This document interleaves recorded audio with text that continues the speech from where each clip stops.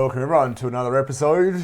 In these episodes we're looking to workshop common problems or situations or hardships that may be happening in teaching these days, just to help our fellow teachers out there to give them a bit of support. I think we can all do with it a bit of time, and just to help us as a teaching profession moving forward, to show some help, I guess. So, as always, I'm joined by my co-host Jody Eppier. Hey. I'm Miles O'Kane, and we look forward to taking you all along for the ride. Today's episode is going to focus on the importance of the first 15 minutes of the lesson. Reason I say that is I think in my teaching experience, and you agree, I think setting up the first 10 to 15 minutes of a lesson is crucial in setting the direction for a positive lesson. Absolutely. So I think we'll start with going through a 1 minute overview each, what it looks like, and then I've got some situations here that happen, that might happen, that could disrupt the first 15 minutes of a lesson, then how we deal with it. Cool. So let's go over you first. So your 1 minute overview. 1 minute overview. First 15 minutes, it's simply routine. The kids that come into my classroom know that they line up. They come in when I let the girls in first. Just teaching our young men a bit of chivalry. Gentleman, Eppier, you're a gentleman. They think they all know where all their equipment is. Grab their equipment, click what they need to click. Once they've got everything, they'll sit down, roll up the date straight away, get their books ready. If they need to roll up their books, they'll do so. I think the main thing is that they get all their equipment, sitting down, sitting in the place where they need to be. Do you line your students up? From the beginning, yes. Yeah. And then it eases off depending on how things carry on. If they improve and they impress me, by all means, we soften up. But it's just getting that strict, letting the girls know that they come in first, get all the equipment. And at the same time, the kids know that their first 10, 15 is the instructional time. 10 seconds. And they got it, bro. They just go all out.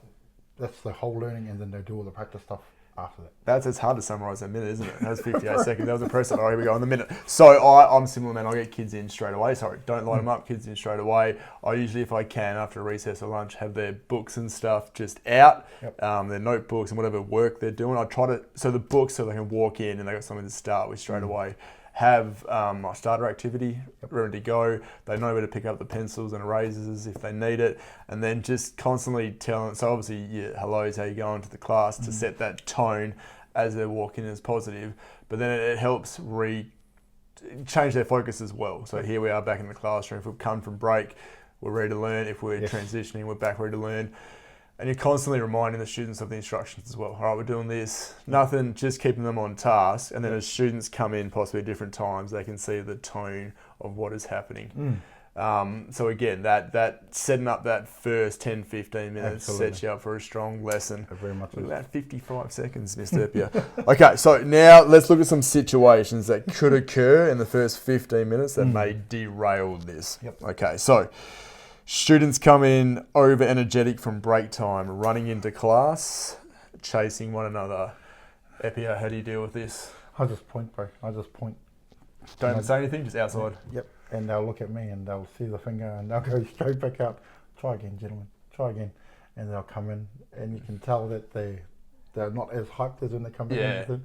So they know not to come in hyped, but by lining them up outside, if they get the class late and they miss the lining up and they just rush in, whatever else, my kids know, knock at the door, wait to get to come in, and then you come in calm. But if you don't, you're just going to get the finger. There's the finger, the Eppier finger. That's a strong salute, the Eppier finger. You definitely, I think there's a optimum time to be lining students up outside, isn't it? Yeah. And I know from doing it myself, if you keep them out there too long, it just becomes mayhem. Yeah. And if it's too short, they don't see the purpose in it. So you kind of want to, and then you're getting 2 lines and stuff. So at times it can create more work for the teacher, but if you're a seasoned general like the Eppier, you don't mind it. Students sit with nothing in front of them and disobeying orders. I'll take this one. I think that's where the constant reminding the students, having been prepared yourself as a teacher.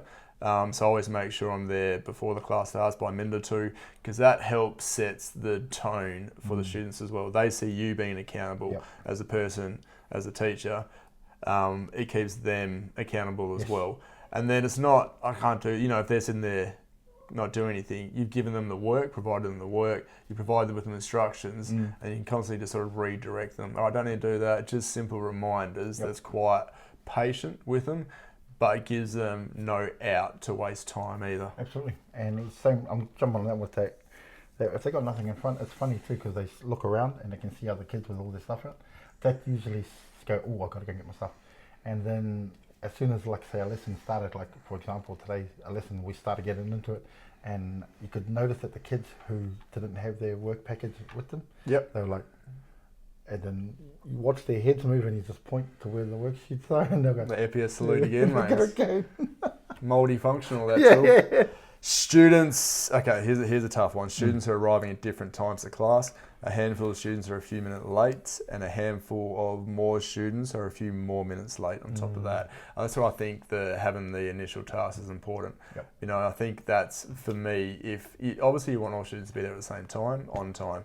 Unfortunately, that's not always the case. So one way we can help everyone is having the task ready to go. So the students who arrive to class on time aren't being disadvantaged. Correct. And the students who rock up late, it's not a big drama about, obviously follow it up outside of class time or at the end of class about being late, but don't have to be a massive standoff. That's right. Right Don't then and go to there. war for that one. Yeah, Don't get a war. don't need to go for war for that one. I jump on that one in the sense, if they show up late, the cool thing is I do a lot of mental math in that first part of the session. So it's a lot of it is to do with times tables. So a lot of it's just practicing stuff over and over and over. So that usual 10, as you're preparing them, that 10, 15 is just constantly repetition of things that they already know. So even if a kid did rock up for whatever minutes late, they can still come in and join in with part of where we're up to. So yeah, so that's how I get over that one. I'll do one more, then we go on to the hacks. I think that the hacks after the first 15 minutes. Students bring in food from break and are eating in class. I think it's quite personal. I'm different with it. I think I do bans on food. I mean, it creates more work for me, and I think you got to be very tight with it. So I will, if students do come in, they've got a minute to finish it outside. Yep. I mean, obviously you can't force a student to, but you're reminding them as well. If they're constantly doing it and getting that icy pole the last 3 minutes of recess, I mean, that's got to be sorted out, doesn't it? In a professional manner. So I'm against eating in class. Yourself? I'll tell the kid that they're like you, have got a minute to finish it off, and whatever they don't, if you can put it in your bag, then it goes in your bag. If not, it's going in the bin. One or the other. But yeah, I deter any of that, and they should know. But I think what we also should have have a quiet word to to the canteen that they should stop it at least 5 minutes before recess is over. Yep. So there's no selling of those like drinks or whatever else. Yep. And then that way it'll stop any of these issues coming up. Food, like they can always pack it away into their bags if it's something sealed. So, yeah. All right, so we've got just over 2 minutes remaining. Going to do the hacks of the first 15 minutes. As a teacher, be on time to class. Yes. I think it's going to be important. Absolutely, have to. Make sure you're prepared. Make sure you know what's going on. Yep. Make sure you know that where you're up to with the content, because it's cool. Because one of the first things that once I've done my 10 minutes with my kids about basic facts and so forth. Yeah. I always get them to go back into the last note that they wrote about the topic that we're on. The reflection. Then they'll read it, and then we'll talk about it, and then we'll ask questions about it, then we'll carry on from there on. Great. Yeah, great students at the door as they enter the room. I think you don't need to be in depth about this, but just good morning, good afternoon, or hello sets the positivity for the lesson. Sets the tone, absolutely. And sometimes they can diffuse the way that some kids are feeling, if they're feeling hyped or angered or whatever. Just simply saying, good morning, sir, good morning, young lady. It gives them a lot of, hello, how are you? The last minute. Okay, so I think hit students with instructions as they enter, so just consistent, stay with it, and it keeps everyone on track. Yep. So one of the things it's one of those things, just constant reminders. And it's so cool because I tried it today. I didn't even tell them. I just said, ladies and gentlemen, last session of the day, kids come in, got their stuff, sat down, got ready, done our times tables, went straight into notes, boom. The veterans out, the seasoned veteran. The final one for me, I think, is to stay patient. And patient can be a skill and it grow over time, but it's just whatever happens, you've got stuff prepared enough. You can just focus on sort of staying calm and composed and just dealing with the situation. And the kids see that.